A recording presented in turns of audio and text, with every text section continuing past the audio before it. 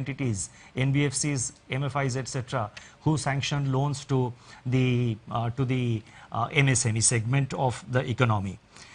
And NHB will be allotted rupees 10,000 crore for supporting housing finance companies, HFCs. Now these amounts which I announced, that is totally 50,000 crore, of which 25,000 crore goes to NABARD, 15,000 crore goes to SIDBI, and 10,000 crore goes to NHB.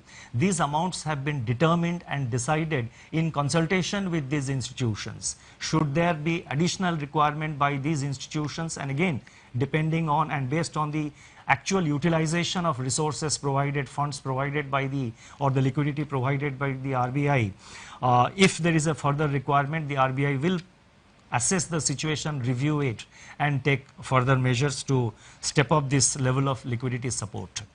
Advances under this facility will be charged at RBI's policy repo rate at the time of availment. So these institutions get it today as per the repo rate, which is 4.4%. So therefore this will enable these institutions to provide the refinance at an affordable rate, at a reasonable rate, when they extend this money to various lending institutions. The next announcement, and this is very important, relates to the LAF, Liquidity Adjustment Facility, and this relates to fixed rate reverse repo rate. That is the reverse repo rate.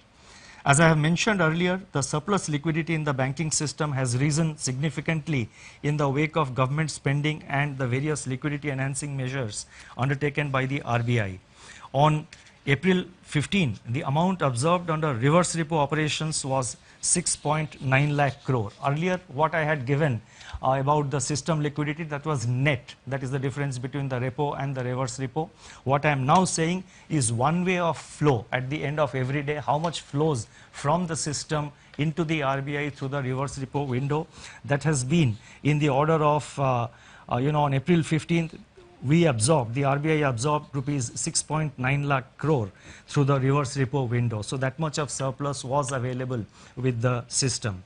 Now, in order to encourage the banks to deploy these surplus funds in investments and loans in productive sectors of the economy, it has been decided to reduce the fixed rate reverse repo rate under the liquidity adjustment facility by 25 basis points from 4% to 3.75% with immediate effect.